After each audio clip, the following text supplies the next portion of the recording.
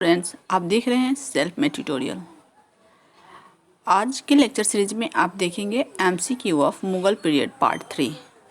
यानी कि ये जो सीरीज चल रहा है, जो LNMU यूनिवर्सिटी के हिस्ट्री सब्जेक्ट के BA पार्ट 2 सब्सिडरी के लिए विशेष रूप से तैयार किया गया है।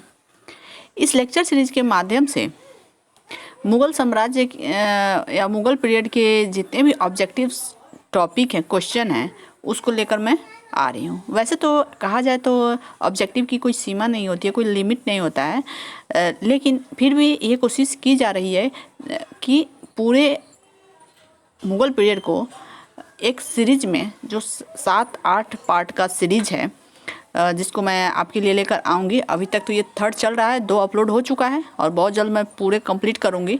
और इसके बाद सब्सिडी पेपर के और जो भी टॉपिक हैं उनके भी ऑब्जेक्टिव्स लेकर मैं आऊँगी। तो इसलिए आप चैनल पर बने रहें, अपने दोस्तों के बीच भी शेयर करें। अगर इससे आपको कुछ बेनिफिट हो रहा है तो आप हमें कमेंट सेक्शन के माध्यम से, अपने लाइक बटन के माध्यम से हमें ज़रूर प्रोत्साहित और हमें सूचित करें। ओके, तो आप 2 पार्ट अपलोड हो चुका है, उसको देखना ना भूलें। ये पार्ट 3rd है, ये मुग़ल साम्राज्य के लिए है, और जो सब्सिडी के हिस्ट्री सब्सिडी पेपर के जो स्टूडेंट्स हैं उनके लिए बहुत ही फ़ायदेमंद होगा। चलिए स्टार्ट करते हैं। MCQ of Mughal period part 3। Question number 1 question है, किस मुग़ल शासक ने 2 बार शासन किया? तो किस मुग़ल शासक ने 2 बार शासन किया? तो वो था हुमायूं। भारत में बीबी का मकबरा स्थित है, कहाँ स्थित है? तो बीबी का मकबरा किसे कहा जाता है? जब औरंगजेब ने अपनी पत्नी रबिया उद दुरानी के मकबरे का निर्माण कराया तो उसे बीबी का मकबरा कहा जाता है। तो भारत में बीबी का मकबरा कहाँ स्थित है? औरंगाबाद। औरंगाबाद कहाँ? महाराष्ट्र के औरंगाबाद में। क्वेश्चन नंबर 3, फतेहपुर सीकरी स्थित लाल पत्थर से निर्मित शेख सलीम चिश्ती के मकबरे को किसने संगमरमर का करवाया? तो जहांगीर ने कराया था। किसने कराया था? जहांगीर ने। क्वेश्चन नंबर 4, किस मुगल शासक को पहले आगरा में दफनाया गया, बाद में उसकी एक अफगान विधवा शव को काबुल ले गई और वहीं एक बाग में दफनाया? ओके, तो ये था बाबर। तो मैं इससे संबंधित एक कुछ और बातें जो है, जैसे कि यहाँ पर तो आपको एक नई जानकारी मिल रही है कि बाबर की एक अफगान विधवा, यानी अफगान में एक शादी की थी बाबर ने, उसकी विधवा ने, जो आगरे में जो बाबर की मृत्यु के बाद उसे दफनाया गया था, तो फिर वो काबुल ले गई और काबुल में उसे दफनाया गया। लेकिन यहाँ तो इस बात का जिक्र है, लेकिन ऐसा भी कुछ इतिहासकारों ने कहा है कि बाबर की इच्छा थी कि उसे काबुल में ही दफनाया जाए, इसीलिए मृत्यु के तत्काल समय में आगरा में दफनाया गया, लेकिन बाद में उसे काबुल ले जाके काबुल में दफनाया गया। क्वेश्चन नंबर 5, किस मुगल शासक को उपवनों उद्यानों में अत्यंत अभिरुचि के कारण उपवनों का राजकुमार, मालियों का मुकुट कहा गया है? यानी उपवनों और उद्यानों में जिसकी रुचि थी और उसने चित्र कला के क्षेत्र में भी इन प्राकृतिक सौंदर्य को उकरने का प्रयास किया, तो वो शासक कौन था जिसे उपवनों का राजकुमार और मालियों का मुकुट भी कहा जाता है? तो वो था बाबर। क्वेश्चन नंबर 6, कौन सा पहला मुगल शासक था जिसने कुषाण साम्राज्य के पतन के बाद भारतीय साम्राज्य में काबुल और कंधार को शामिल किया? तो कौन सा पहला मुगल सम्राट था जिसने कुषाण साम्राज्य के पतन के बाद भारतीय साम्राज्य में काबुल और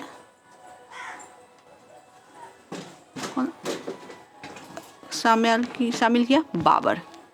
वो बाबर था। ओके, चलिए आगे बढ़ते हैं। क्वेश्चन नंबर 7, किस युद्ध को जीतने के बाद शेर शाह ने दिल्ली में अफगान सत्ता की स्थापना की? तो किस युद्ध के जीतने के बाद शेर शाह ने, तो इसमें आ जाएगा आपका, जैसे कि आपको बताया गया कि चौसा के युद्ध के बाद उसने शेर शाह की उपाधि धारण की, लेकिन जब वो दिल्ली पर अपनी गद्दी अधिकार जमा लिया तो वो था विलग्राम का युद्ध। ओके, चलिए नेक्स्ट क्वेश्चन है, निम्नलिखित भारतीय शासकों में से अकबर के समकालीन कौन थी या था? तो अकबर के समकालीन शासक शासकों में से थी रानी दुर्गावती। वैसे शासक तो बहुत सारे थे, लेकिन रानी दुर्गावती जो थी, जिन्होंने अकबर का डट कर सामना किया था, वो थी रानी दुर्गावती। शाहजहां ने निम्नलिखित में से किस शहर में मोती मस्जिद बनवाई थी? और रानी दुर्गावती मैं आपको बता दूं कि ये अहमदनगर की शासिका थी। सॉरी, रानी दुर्गावती अहमदनगर की शासिका थी। अभी मैं कंफ्यूज हो रही हूँ, फिर भी आप देख लीजिएगा कि चांद बेबी जो थी वो अहमदनगर की, थोड़ी सी कंफ्यूज हूँ, छोड़िए। शाहजहां ने निम्नलिखित में से किस शहर में मोती मस्जिद बनवाई थी? तो शाहजहां ने आगरे में मोती मस्जिद का निर्माण कराया था। और दिल्ली के लाल किला में अगर जो मोती मस्जिद आप देख रहे हैं, तो उस मोती मस्जिद का निर्माण कराया था किसने? औरंगजेब ने। किस मुगल बादशाह ने जजिया नामक कर पुनः लगाया? ओके, तो आप तो ये जानते हैं कि अकबर ने जजिया कर को समाप्त कर दिया था।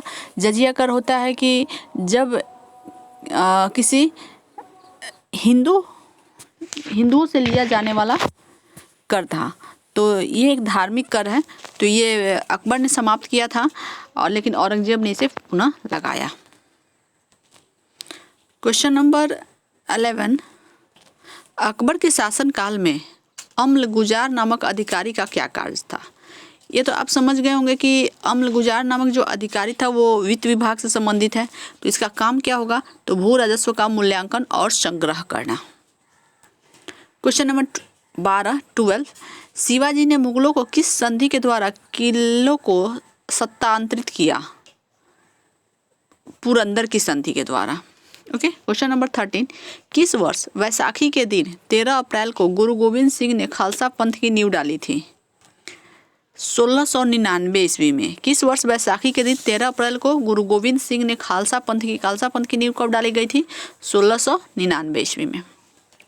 निम्न में से कौन सा मुगल बादशाह पहले तो अंग्रेजों का कैदी रहा, बाद में जीवन पर्यंत मराठों का पेंशन भोगी रहा? ओके, यानी कि इस तरह का कोई अगर मुगल शासक है तो वो है उत्तर मुगल कालीन शासक। यानी मुगल काल का जब पतन हो जाता है, यानी 1707 में जब औरंगजेब की मृत्यु हुई, इसके बारे में मैंने पहले वाले वीडियो में भी बताया है। जब औरंगजेब की मृत्यु हो जाती है तो योग्य मुगल शासकों का अभाव होता है। उसके बाद जो शासक हुए औरंगजेब के बाद, उन्हें उत्तर मुगल कालीन शासक कह सकते हैं, कहते भी हैं। तो उनमें से एक ऐसा शासक था जो पहले अंग्रेजों का कैदी रहा, लेकिन और बाद में जीवन पर्यंत मराठों का पेंशन भोगी रहा, तो वो था शाह आलम द्वितीय। चलिए आगे बढ़ते हैं। क्वेश्चन नंबर 15 दक्षिण में निम्नलिखित में से किसके शासनकाल में मुगल साम्राज्य तमिल राज क्षेत्र तक फैला? ओके, या ये कहे कि दक्षिण में अपने साम्राज्य का विस्तार करने वाला मुगल शासक कौन था? तो वो था औरंगजेब। मुगल सत्ता की पुनर्स्थापना हुमायूं ने कब की? चलिए एक इधर से भी क्वेश्चन आ गया। तो मुगल सत्ता की पुनर्स्थापना हुमायूं ने 1555 से 56 ईस्वी में की।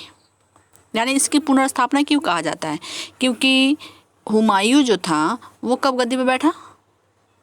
वो हुमायूं गद्दी पे बैठा था 1530 ईस्वी में, और 30 ईस्वी में बैठा, और उस हमेशा शेरशाह के साथ युद्धों में वो बिजी रहा, व्यस्त रहा। और 1540 में शेरशाह ने हुमायूं को परास्त किया और हुमायूं निर्वासित हो गया, यानी देश छोड़कर चला गया। और 15 वर्षों तक वो निर्वासित जीवन, यानी इधर उधर भटक कर खाना बदोश जीवन जीता रहा। लेकिन 1555 में वो फिर से, जब अफगान शासक कमज़ोर हुए, तो फिर से भारत पे आक्रमण किया, वो जीत गया और अपने गद्दी प्राप्त किया। ओके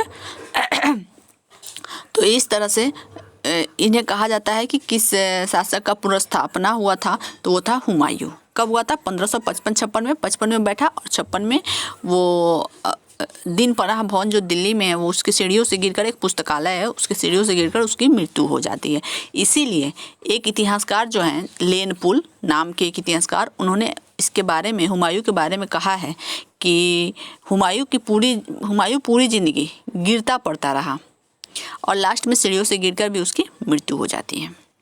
चलिए क्वेश्चन नंबर 17 मुगल सत्ता की पुनर्स्थापना किस युद्ध में हुमायूं को मिली विजय के फलस्वरूप हुई?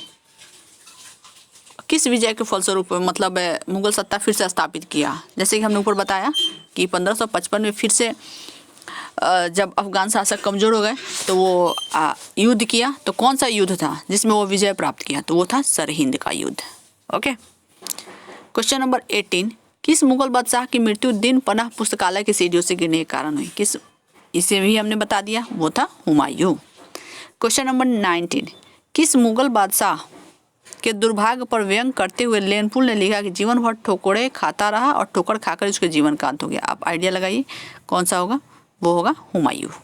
ये आप जानते भी होंगे, मुझे पता है आप जानते हैं, लेकिन फिर भी यदि आप रिवाइज करना तो फटाफट आप रिवाइज कर सकते हैं। कहीं चलते फिरते कहीं भी हो आप आराम से इसको देख सकते हैं और रिवाइज कर सकते हैं। क्वेश्चन नंबर 20, मुगल प्रशासन में मुहतसिब था, कौन था? मुहतसिब एक अधिकारी था मुगल प्रशासन में। तो वो कौन सा अधिकारी था, उसका काम क्या होता था? तो लोक आचरण अधिकारी था। ओके। क्वेश्चन नंबर 21, मुगल प्रशासन में मदद ए मास इंगित करता है। मदद ए मास का क्या अर्थ होता है? विद्वानों को दी जाने वाली राजस्व मुक्त अनुदान भूमि। विद्वानों को दी जाने वाली राजस्व मुक्त अनुदान भूमि को मदद ए मास कहा जाता था।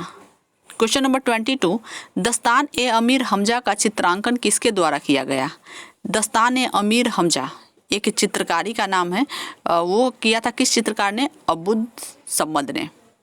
क्वेश्चन नंबर 23, निम्नलिखित में से किस सुल्तान ने पहले हजरत आला की उपाधि अपनाई और बाद में सुल्तान की? ओके। तो किस सुल्तान ने ऐसा किया था कि पहले हजरत आला की उपाधि धारण की थी और बाद में सुल्तान का? तो वो था शेरशाह सूरी। चलिए आगे बढ़ते हैं। क्वेश्चन है 24, क्वेश्चन नंबर 24, किस मुगल बादशाह को वजीर गाजीउद्दीन ने दिल्ली में दाखिल नहीं होने दिया? किस मुगल बादशाह को वजीर गाजीउद्दीन ने दिल्ली में दाखिल नहीं होने दिया? तो वो था शाह आलम द्वितीय। ये वो मुगल शासक हैं जो औरंगजेब के बाद गद्दी पर बैठते हैं। ओके, यानी उत्तर मुगल पीरियड के ये शासक हैं। मसनवी जो बाबर द्वारा मुस्लिम कानून के नियमों का संग्रह है, कौन सा है? मुबियान। ओके, इस तरह से इसमें 25 क्वेश्चन का संकलन किया गया है और शेष फिर से अगले भाग में मैं पार्ट 3 लेकर आऊँगी। ओके, तो इस तरह से चैनल पे आप बने रहें और वीडियो को लाइक करना ना भूलें, अपने दोस्तों के बीच शेयर कीजिए। मुगल पीरियड को पूरे 7-8 पार्टों में कंप्लीट किया जाएगा और ये है 3rd पार्ट। इसके पहले भी 2 लेक्चर अपलोड हो चुके हैं और इस तरह से आप वीडियो को देखते रहें और लाइक बटन दबाना ना भूलें। मैं फिर से एक नए वीडियो के साथ पार्ट 4 के साथ आ रही हूँ, आप थोड़ा सा वेट कीजिए। तब तक के लिए धन्यवाद।